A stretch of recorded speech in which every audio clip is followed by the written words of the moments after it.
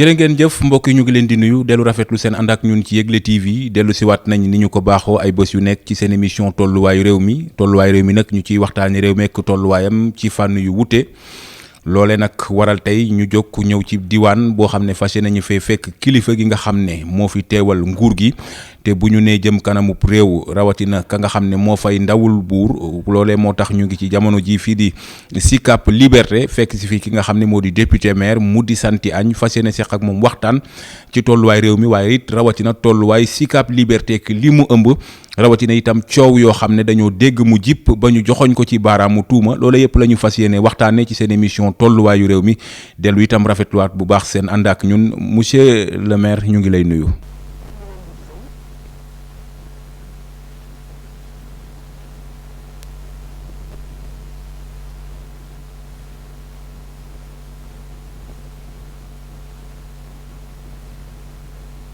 alors monsieur le maire laaj bu njëkk bi rek mooy ban gis-gis nga am ci tolluwaayu réew mi jamono ji. réew mi réewu jàmm la sénégalais yi xel la ñuy doxee réew mi it seenu nañu ne ki fi yàlla tegoon tegaat ko fi am na njëriñ ci réew mi loolu nag mooy dund démocratie dafa am ay moment yoo xam ne ku ne dañ na tekk ñu tànn suñu xasee ba tànn ñu commencé liggéey te loolu la Sénégalais yi wone moo tax tolluwaayu réew mi tey jii réewum jàmm la ñaareel bi réew muy jëm kanam la ndax wax dëgg ak yàlla Sénégalais yi seen bopp gis nañ ne Macky Sall def na fi liggéey bu mucc ayib yoo xam ne dañ ciy teg baaraam ak gët kon am na yaakaar ne loolu moo waral ñu ne kon nañu delloo buum ca boy ba joxaat ko deuxième mandat pour mu àggale li mu doon liggéey kon boog ma am yaakaar ne réewum jàmm ba pare di jëm kanam war naa yomb dëkkin wi war naa yomb boole ci nag nit ñi aussi fii ñëpp bokk ndey ak baay comme ni ñuy wax rek Sénégal kenn mënu koo xar ñaar. d'accord ci noonu honorable bu ñuy wax tolluwaayu réew faaw ñu laal gox yi fasantikoo tey ñu ngi ci Sicap Liberté muy bërëb bi nga xam ne yàlla def na yow yaa fi jiitu tey bu ñu doon natt tolluwaayu Sicap Liberté tey lan lañ ci mën a jàpp. li ñu gën a mën a jàpp mooy man mi jiite fii dama nekk ak conseil municipal bi fukki parti ak mouvement ak ñett ñoo ko séq kenn mësu fee dégg coow kenn mësu fee dégg wax bu jib te parce que dañuy liggéey en toute synergie tey jii li ñu may loolu mooy amul benn conseil municipal bu mën a ne umpale naa li ñuy def bañ nañ ko ba commission yi ci ëpp opposition bi moo ko yore ba ci commission des finances kon boobu am naa yaakaar ne tolluwaay bi tamit lépp lu ñu mën ñu ngi koy def di ko yëgle te it dañ suñu toogee as diir dañuy def li ñuy wax bilan ba pare jëm perspective def nañu barki Demba Ndiaye diagnostic Sicap ba pare taxawal plan d'investissement triennal boo xam ne pare nañ ko xam nañu ñetti at yi ñu jëm ku fi toog fa nga war a jëm fa nga war a teg sa tànk te loolu population yi ñoo ko wax la ca def nag ñu ngay liggéey ñu ngi def lu ñu mën ñu ngi dimbali population yi ñu ngi bokk ci li population yi yëngu am na yaakaar ne daal réewum jàmm la te ñu ngi liggéey. amoon na ay jamono Sicap Liberté ñu ngi ko doon wax jëm ci wàllum insécurité parce que éclairage public muy leeral mbedd bi ba askan wi mën a dox amoon na fi jafe-jafe ndax loolu mën nañu jàpp ne jamono ji saafarawu na wala bokk des na ba léegi. xam nga làmp moom bakkan la am léeg-léeg day fay fii tàkk comme suñu biir kër yi waaye mun naa la waxal leen ñun bu ñu toogee léegi néew ma fépp tàkk na waaye fi tàkk moo ëpp fuuf fi tàkkul te it lépp lu ñu mën pour entretenir éclairage public ñu ngi koy def am naa yaakaar ne tey jii soo doxantoo Sicap guddi walaay di nga xam ne am na lool changement ci mbirum éclairage public. investissement bi nga xam ne def nga ko diggante bi nga toogee jiite Sicap Liberté ak léegi ci lu jëm ay réalisation yoo xam ne askan wi itam war nañ ci gën a gis seen bopp parce que loolu tam dafa am solo souvent ñu koy souligner maire bu mën a toog ci ku wax. alhamdulilah ñun dañu ñëw toog ñu ne lan la askan wi ittewoo te am ko ñu teg baaraam ci ne ku bëgg a faju Sicap boo laa gis docteur da ngay dem cabinet privé wala nga génn Sicap dem hôpital. ñu ne kon jot na tey ñu taxawal fi centre de santé taxawal nañ centre de santé Liberté 6 extension mun naa teg sama loxo ne benn centre de santé gënu ko biir Dakar fii ci Dakar bi ñu toogee tamit ñu gis ne benn CM moo am Sicap ay xale nañ daan jóge fii dem di jàng ji xaar yàlla wala jëppal ñu dox ko ba am deuxième CM xale yi dematuñu mais ay yeneen quartier yi ñoo ñëw di jàng si fii ñu am gox boo xam ne cité boo xam ne Barak la tudd cité Barak amuloon école ñu fexe ba mu am fa école primaire tamit aussi tali yi ci ëpp dafa yàqu woon parce que xam nga cité bu am juróom-benn fukki at te musu ñoo laal say tali def nañ ci li ñu mën ba li koy firndeel mooy amoon nañu cité boo xam ne Liberté 6 extension la tudd amuloon benn mètre carré mètre linéaire goudron defar nañ ko ba mu am toutes les routes yu mag yëpp léegi goudronné nañ ko defaraat bu Liberté 4 defaraat bu Liberté 2 ak 3 kon boog yooyu day wane rek li ñu def te mu loo xam ne dañ ciy teg bët boole ci nag yi nga xam ne suñu marché xam nga fan yi yéen a ngi dégg marché yi lakk waaw sant yàlla suñu marché Liberté 6 extension dugal nañ fa matériel boo xam ne mu ngi toll ci 91 millions ci électricité kese ba nga xam ne tey jii marché bi en matière d' électricité moo gën a sécurisé ci marché Sénégal yi loolu au moins def nañ ko fi sans compter nag tabax nañ fi terrain de basket boo xam ne bu mucc ayib am naa yaakaar ne amul benn terrain de basket bu ni mel fii ci Ndakaaru wala ci sax Sénégal loolu daal def nañ ko fi. Monsieur le maire. D'accord monsieur le maire dinañu ñëwaat ci mbiru marché yooyu parce que am na coow luñ ciy dégg te faaw ñu fexe aussi ba nga leeral ko fii léegi itam yaa jiite fii waaye lu jiitu loolu cité Barak mu ngi bokk ci commune bi nga xam ne yow yaa fi jiite ñu bëri dañu naan cité Barak dafi war a mën a jóge ndax ay baraag yi kese la donte nag ay dëkkuwaay la askan woo ñoo fay yeewoo alors loolu ñu bëgg a xam ndax yow ci say projet la bokk ngir nga déloger leen foofu wala bokk dañu leen fas yéene bàyyeegum foo ñu nekk noonu. ku fi toog takk fi jabar am fii doom say doom takk fi jabar am fii doom wax dëgg yàlla ci njur gi lañ bokk waaye nag loolu wax bu yàqu la léegi président de la République dafa ne suuf si ngeen nekk may naa leen ko d'utilité publique ñu tabaxal leen ko benn ONG allemande ñëw lëkkaloog ñun tabax Baraka mu ngi nii inauguration bi moo nekk nii suma ginnaaw donc Baraka leneen la ñuy wax tabax nañ fa 202 appartements pour 202 familles léegi keroog def nañu réception premier appartement bi soo demee foofu tey jii mun nga fa jaar filmer te nga gis le bâtiment yëpp taxaw na kon boobu Barak moom danañ ko fi jëlee duñ ko fi jëlee wax bu yàqu la waaw Barak si ay Sicap waa la ñu alhamdulilah rabbil alamin. d' accord loolu leer na mbokk yi ma leen di fàttali ne yéen ci seen émission tolluwaayu réew mi suñu gan kon di Santé Agne nekk député maire bu Sicap Liberté moom la ñuy waxtaanee tolluwaayu réew mi rawatina itam tolluwaayu Sicap Liberté bi nga xam ne moom la jiite ak yenn coow ci ñu ciy dégg fi léegi itam mooy kilifa gi ni ñu koy waxee wax bu ñu ko déggee nañ ñëw ba ci ndeyu mbilli gi su ko defee nu mën a demee dina ko nettali alors léegi honorable dañuy daal di dugg directement ci mbiru marché Barak boobu muy bu Liberté 6 extension dégg nañ ci ay weewu béy ne projet wu 4 milliards ngeen fa taxawal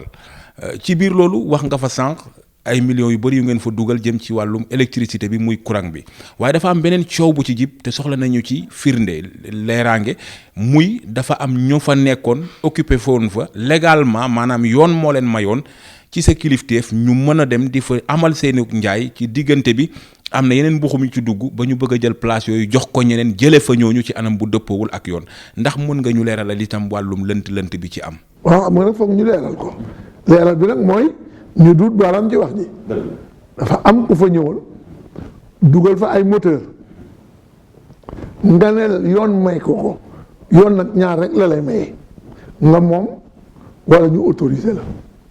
moomul autorisé wuñ ko su fekkee ne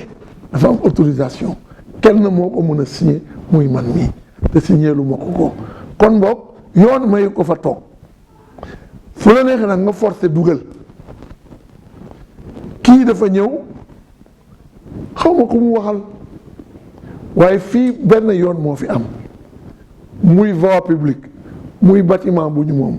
ku ñu fay abal wala ku ñu fay loué wala ku ñu fay installé da ngay am autorisation en bonne et due forme waaw foo ñëwee dugal fekk foofee nga teg am na ku ñu ko accordé ba pare kooku jaar fi mu war a jaar ñu signéel ko kayit man mii ma signé ko waaw kooku su ñëwee di jël place am fekk fa nit sañ na ne dama faa fekk nit kooku ma fa fekk ñu woo ko mu naan diw ak diw ak diw génnewul benn kayit ma ne ko fii man maa fii autorisé waaye xam nga ñun dañu bari yërmande xale la day daan dooleem mais fa mu nekk waru faa nekk ma ne ko da ngay góorgóorlu wut feneen ñun sax mun lañ la wutle acca mu ne may leen ma tuuti ñu may ko weer jógewu fa ma convoqué waat ko mu ne matériel bi mu yor dafa diis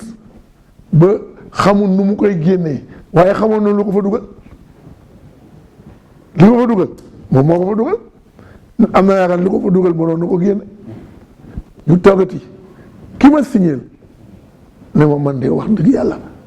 maa ngi fi bëgg yàgg parce que sénégalais la mais France lay dund ne ma maa ngi dem France bëgg naa su ma dellu see fekk place bi libre xale bii ngay wax nii toog na fa juróom-ñaari weer musul fay ñaar dërëm kenn fayewu ko it ñaar dërëm am naa yaakaar ne ku toog légalement ci bërëb buñ la loué da ngay fay fayul 1 franc wala su fayee 1 franc it fayu ko mairie bi parce que ku ñu autorisé wul du ñu jël sa xaalis yàlla def na kañu ko loué woon ñu am ñun projet boo xam ne moo ñu gën a soxal marché bi dafa nekk marché boo xam ne ay problème yi kese la même dans la conception ñu fas yéene avec un promoteur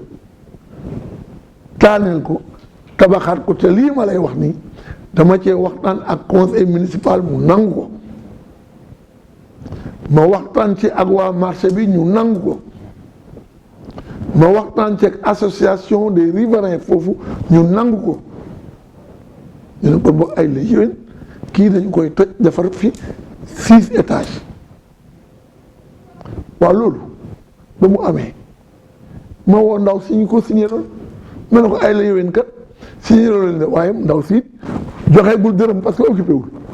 kon boog ci biir mbir mi man mi wax ak yow di maire du kii moo ma jox dërëm du kële moo joxe dërëm waaye bi ma gisee ne fii mooy intérêt commune bi kama ko joxoon woo naa ko ne ko nag wutil feneen parce que ay la yéwén du ma gis projet boo xam ne lay defar pour les générations à venir ma koy méngale koo xam ne dafa ñëw ne loué pour def activité boppam pour dem kon boog ci gàttal ki fa toog sañu faa toog ndax kenn joxu ko autorisation ki ñu ko joxoon ñun ñoo ko den dañ koy jëlaat ndax dañu gis loo xam ne moo gënal askan wi ki fa toog yore ay moteur am fayul ñaar dërëm kenn man de musuma fay te musul fay maire bi te amul këyit. ci biir loolu dafa joxoñoon baaraamu tuuma ki topp ci yow maanaam sa premier adjoint la joxoñoon baaraamu tuuma ne dafa maanaam moom encaissé xaalis bi ci ni ñu ko mënee wax kooku weddi na bi ñu ko jotee weddi na waaye fi nekk yow yaa leen boole yilif ñoom ñëpp ni ñu koy waxee moo tax ñu laaj la directement rek question boobu. li ci tegu it nee na da ngeen saisir ay moteur am ba mu toll si 20 teg ko fii di ko fayloo ndax loolu itam am na wala boog ay manigance la loo xam ne daf ko bëgg a tënk ci li mu amul kayit. li ma la mën a wax mooy man de ak lu may dof ku ma jox suma xaalis danga may bindal kayit ndagam am na décharge nag moo xam parce que man fekkeewu ma waaye su fekkee ne sama premier adjoint dindi na tuuma bi moom na génne kayit bu ko tuumaal man foofu laa mën a yem ci loolu marchandise bi waa ku la ne du ma ko fi jëlee nga jox ko sommation plusieurs fois doo ko yëkkati la mu doon lay mooy awma lu ko yëkkati nañ ko indi ko fii teg dërëm wax ko dañu ko ne nag la ko fa yëkkati dafa am coût yow foo nga ne 125 xaw ma 25 moteur di nga ko yëkkati te doo fay lan laajuñ ko leen lu dul mu delloo frais yi ñu def ca loolu. te fay pour indi ko fii waaw kese loolu lañ ko laaj te loolu nag moom moo fa yóbbu loolu parce que man miy wax ak yéen déplacé naa man sama wàllu bopp dem ba foofu waa ji yaayam ñëw na fii ñaan ma délai 1 semaine ma may ko ma tegal ko ci 1 mois waaw lu ñu bëgg yow place bi moom ko ki ko moom loué wu la ko autorisé wu la ko mayu la ko fayeeku wu la fa waaw kon wax dëgg yàlla su la nee jógal war ngaa mën a jóg soo fa toogee yaa tooñ sa bopp dañ ko jox sommation mu të ñu dem yenu ko tegal ko fii waaye nag bu mu ko laa jël day fay lañ ca def loolu mooy wax. am na ñeneen aussi ñuy xaw a wax ne am na jafe-jafe bu am ci marché bi. wax naa ko sànq bu ñàkk kaaraange bi. ak ndox boo xam ne dañ ci am problème surtout soxna yi nga xam ne sax ñoo yor wàllum lekk gi restaurant yi ndax loolu aussi monsieur le maire yi gën a taxaw yi de tant que projet bi di tàmbali ngir fexe ñoom itam gën di mën a wéyal seen i activité fi léegi da ngeen bëgg a développer SICAP ba kenn ku nekk am ci lu mu mën a téye di xëy. marché bi su ma daawalul woon yërmande dama koy tëj ñëpp kii la. ndax anam bi mu nekk rafetul. non ndax marché bi dama la ne bi ma toogee cabinet d'audit laa njëkk indi mu génne faay ci marché bi yëpp ma ne leen li ci gënoon a ñàkk mooy courant ma leen dama fi jël ñaar dërëm tant que amul courant ren laa fa soog a jëm te maa ngi fi def naa 9 ans ci mairie bi kon boog mairie bi marché bi taxuma jóg pour wutum alal mais dafa toll foo xam ne parce que ndox ñi ngi dox ndox mi ñoom xam nañ ko bu baax ñi ne foofu courant bi nee naa la baa ko fa indi dugal ko fa def ci 91 millions waaye nag marché bi ñoom ci seen bopp nangu nañ ne yàgg tëj ak toj ak defar kon boog ñun ñu ngi ci phase boobu normalement war nañoo signé ci ay diir yu gàtt mais ala kulli al marché bi moom dañ koy toj mais nag tojuñ ko pour dàq leen dañ leen di toxal ñu continuer liggéey ba ñu tabax ba pare loolu yëpp waxtaane nañ ko ba pare loolu yëpp waxtaane naa ko ak waa marché bi waxtaane naa ko ak riverains yi te suma conseil municipal may na ma ci dogal. d'accord kon daal suñu la déggee côté boobu moom lépp ci consensus ngeen ko amal ba benn réeroo amu ci li des mooy ñëw tàmbale projet bi. c'est tout. alors léegi nag balaa ñuy ñëw ci projet yi nga xam ne moom nga mbëbët fii lekk ñuy egg ci lii di élection locale yi dañuy daal di laal tuuti rek ci lu jëm ci président Macky Sall bi nga xam ne moom nga àndal ci élection la ñu jógee weeru avril bu ci yàlla àndee ci la war a waat jàkkaarloog askan wi monsieur le maire lan la ñu mën a xaar tey ci président ci juróomi at yi ne ci kanamam ngir lu ñu gën a mën a réaliser fii léegi itam moom nga àndal. xam nga je suis député Macky Sall dafa indi programme triennal d'investissement public teg ko ci loxo député yi ne ñetti at yii lii laa bëgg a liggéey yokk autoroute yi yokk piste de production yi yokk forage yi defar ba nga xam ne àll beeg réewum taax li leen di feng wutale du bari defar ay lycée defar ay hôpitaux ak ay centre de santé defar loo xam ne xale yi dañ ci mën a jàpp pour seen xëy ko wàcc waaw loolu yëpp tënk na ko ñu voté ko mu dem bitim réew gis ngeen ko pour wuti lu mu yokk ci li ñu am ñun pour taxawal loolu am naa yaakaar ni loolu mooy fu mu bëgg jëm te loolu nag daf ko tënkoon ci plan Sénégal émergent waxoon na axe yi mu war a liggéey yëpp ba pare nag continuer di dimbali néew gi doole yi comme ni mu ko defee yokk bourse de sécurité familiale yi am naa la yaakaar ne kooku loolu la nit ñi xam gis ko dund ko moo tax ñu may ko deuxième mandat kon boog Macky fi mu ñu yóbbu man ñeme naa fa 58% Sénégalais yi ñeme nañ fi te amaana sax xam naa ne ëpp na ko dafa fekk nag élection bu ne dina am foofar waaye ku ne xam na ne li ëpp na ko honorable gars yi ñu ngi naan motale wala non ëpp na ko wéy ëpp na koy wéy 58,27%. non dama ne ñi ci opposition bi honorable dañu ne amu ko waaw xam nga nag xam nga ñu ko tubaab bi waxee faut pas insulter l'intelligence des gens man nee naa samay PV bokkut ak sa yos ñu ne ay la yowin demal fa fañ koy àtte nga génne say PV kële génne PV waaye li ma ci jaaxal PV yi étape la ca bureau ba danga fay am ku la toogal nga nangu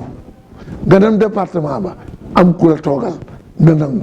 nga ñëw national am ku la toogal nga nangu waaw foofu yëpp mënoo fa génne PV yi wute soo génne PV yi wute ñu xam ne kii PV yi wute na waaye da nga ko yore ŋàbb ba nga xam ne nag léegi déclaration rek moo am nga ne déedéet nangam génne nañu ay chiffres ñun ñu génne PV yu concerné département yooyu won leen ko kon boog am naa yaakaar ne Sénégal yi xam nañu ne yëf yi kenn la ba jum kenn lambeeru waaye yow mii woote nga soo duggee ko fay fekk di nga fa fekk les représentants di nga fa fekk président du bureau di nga fa fekk Sénat di nga fa fekk SEDA di nga fa fekk les observateurs waaye boo dëgg naka la ñu mën a jalgatee PV te kuy dem da ngay yóbbaale sa PV boo xam ne ñëpp a ko signé kon boobu loolu wax bu yàqu la 58% yi suñ ci dolliwul lan lañ ñu ko bàyyi. da nga jàpp ne dañoo ñàkk bëgg a ñànki. non xam nga ko yow mii sax xam nga ko yow mii sax non c'est-à-dire que gis nga nag soo waxul ak réew mi sax wax ak bitim réew te waa bitim réew a ngi fi woon société civile ci seen bopp dañu ne la ñu yor ci dépouillement méngoo naag li ñu génne waa kon boog wax dëgg ak yàlla ah xam nga nag li Wolof Njaay di wax kii weddi jël da nga koy daan ci doom bi waaw te nag vraiment daan nañ leen ci doom bi. su ko defee duñ tàggoog pënd mi. alors d'accord gis nañu ne fi mu nekk nii li des mooy liggéey président woluwaat nañ ko tabaat ko ci lu amul benn wërante ñëpp ci ànd ci muy élection yu wane ne démocratie am na dëgg ci Sénégal ci ñi ko doon bañ waaye ñu bëri dañu jàpp ne boo moytuwul 5 ans président yi nar na tàng jër li tax mooy kàngam yi ko seq ñu ngi tàmbale ku nekk di def guerre de positionnement maanaam di fexe ndombal tànk bu mu am gis nañ tout récemment tiraillement bi amoon réero bu ndaw entre Moustapha Cissé Lo ak Abdoulaye Diouf Sarr ñu ngi naan Amadou Ba moo ne ci ginnaaw wax yooyu jib aussi monsieur le maire ndax jàppoo ne mën na yàqal président ci ambition bi mu am ci 5 ans yi des ci kanam. xam nga lu ko waral démocratie bu avancé.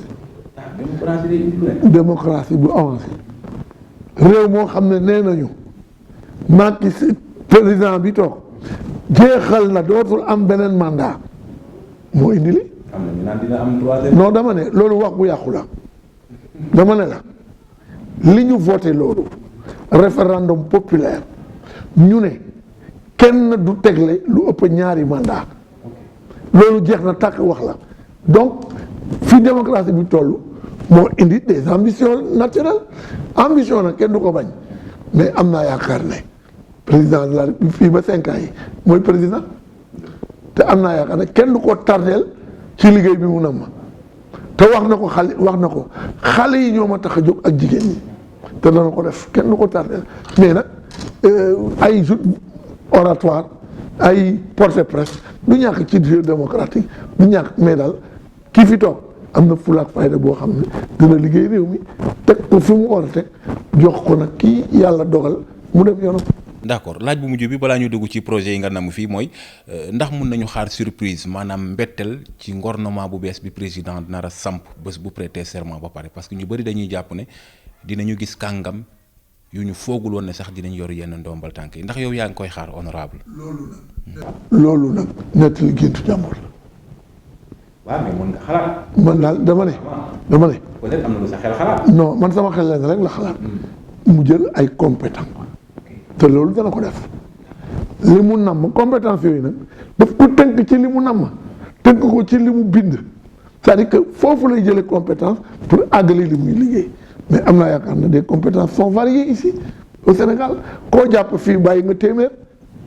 kon boog nañu ko bàyyi ak xel mu dal mu teg gouvernement ñu ñaanal gouvernement bi ba pare jàppale ko parce que Sénégal la ñu nekk su gaal gi suuxee ñëpp lay suuxal nañ ko ñaanal mu réussir mandat parce que nag ñu ngi jëm ci ay échéances yu rëy comme l'avènement du pétrole et autres kooku peuple bu suudee bu uni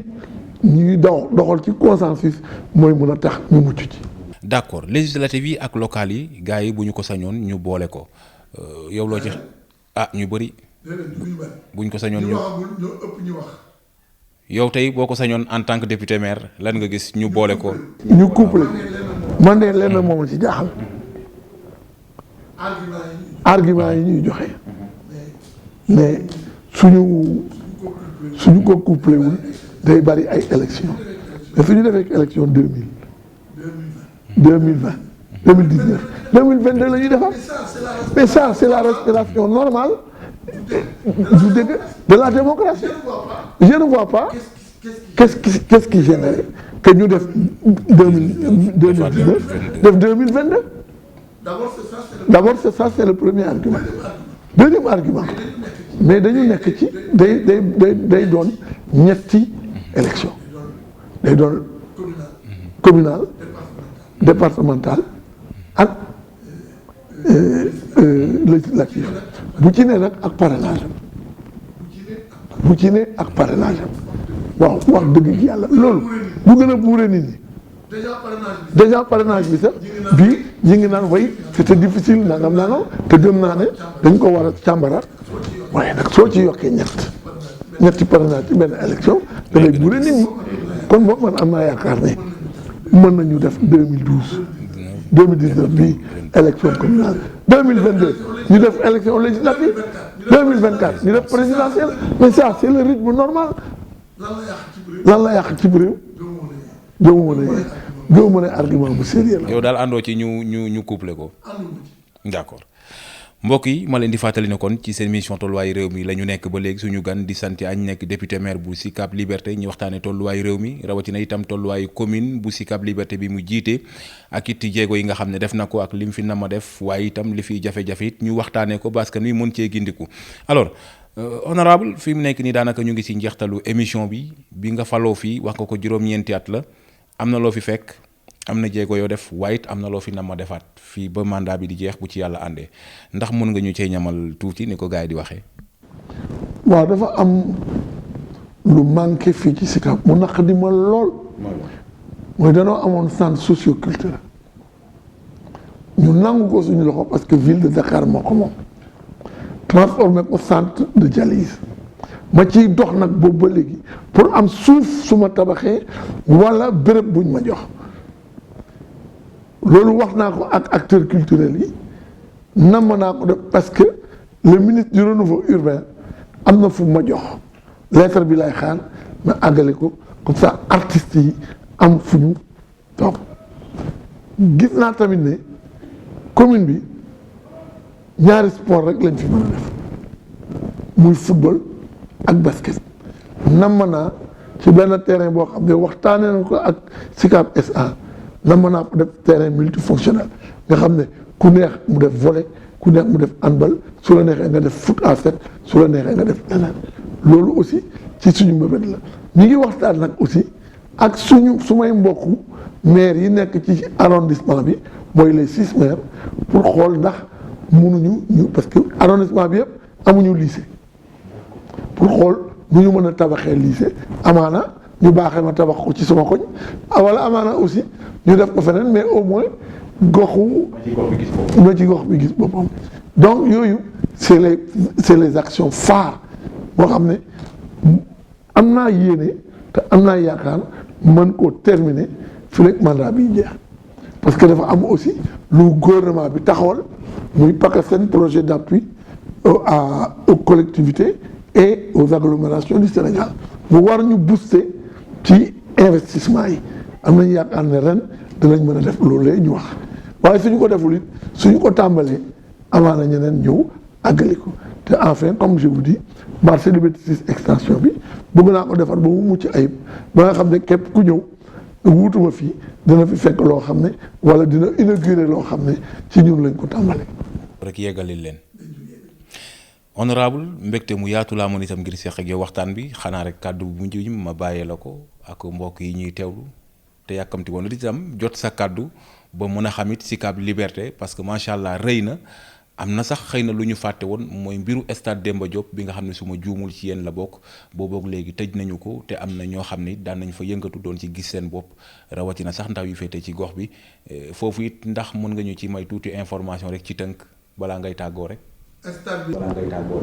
stade bi dafa ne denc ci biir Sicap te Sicap amu ci dërëm. ah bon dërëm. ah loolu xanaa kon est-ce que du yaa seen nag. dama ne stade bi c'est un stade national qui dépend de l'État et du ministère des Sports. maire amu ci sañ-sañ maire du ko able maire du ko loué maire amu ci dara jooy naa ko ba tey parce que l'État la loi dit que bépp spectacle bu ñuy def fii te débouché wul sur un championnat national dafa war a fay 15% de taxes làmb ji toog na fi ay ati at dama xeex ba bëgg a dee bi ma fay dërëm comme stade Demba Diop dañuy ñaan yàlla te wax naa ko suñu ko defaraatee te parce que si nga stade bi kenn waru koo ñab-ñabal stade léegi day moderne allié ñaar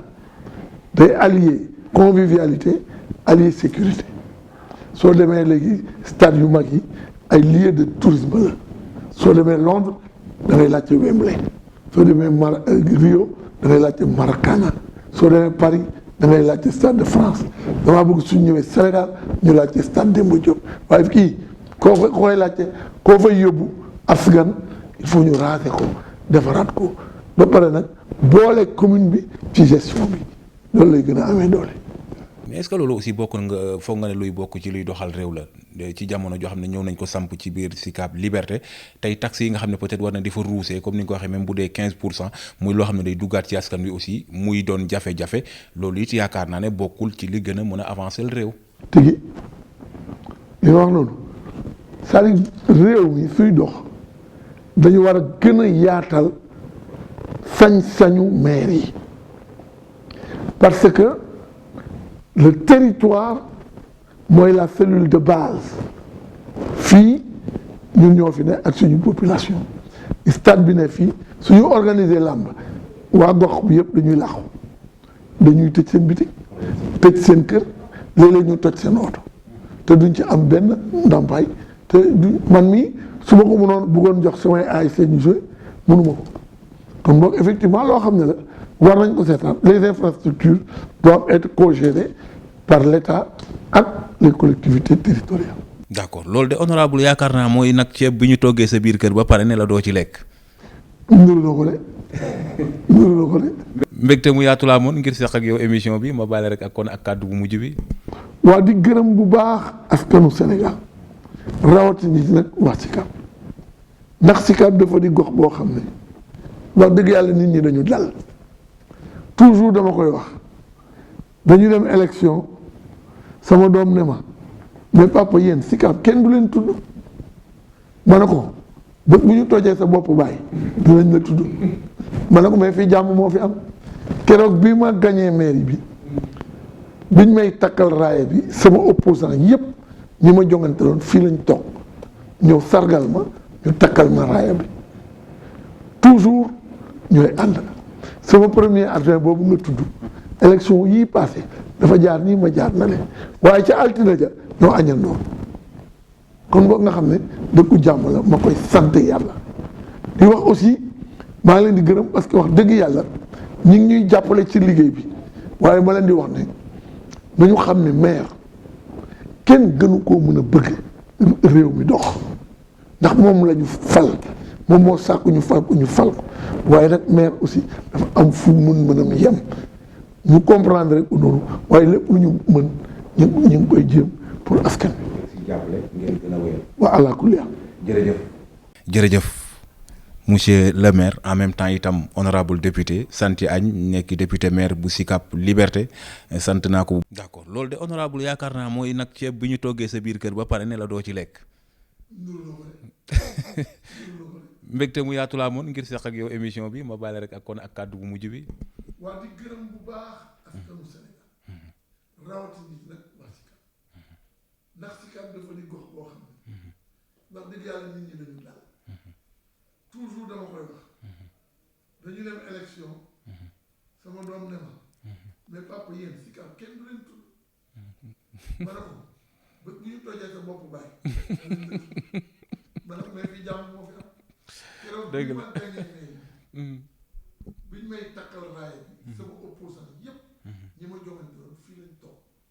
ñëw sargal ma takkal ma raay toujours ñooy am sama premier affaire boobu nga tudd élection yii passé dafa jaar nii ma jaar na waaye ca altine ja ñoo añal na kon boobu nga xam ne dëkku jàmm la ma koy sant yàlla di wax aussi maa ngi leen di gërëm parce que wax dëgg yàlla ñi ngi ñuy jàppale ci liggéey bi waaye ma leen di wax ne nañu xam ne maire kenn gënu koo mën a bëgg réew mi dox ndax moom lañu fal moom moo sàkk ñu fal ku ñu fal waaye nag maire aussi dafa am fu mën a yem ñu comprendre rek loolu waaye lépp lu ñu mën ñu ngi koy jéem d'accord ak lu leen état fekk si jàppale ngeen gën a wéyal. jërëjëf monsieur le maire en même temps itam honorable député Santy Agne nekk député maire bu Sicap Liberté.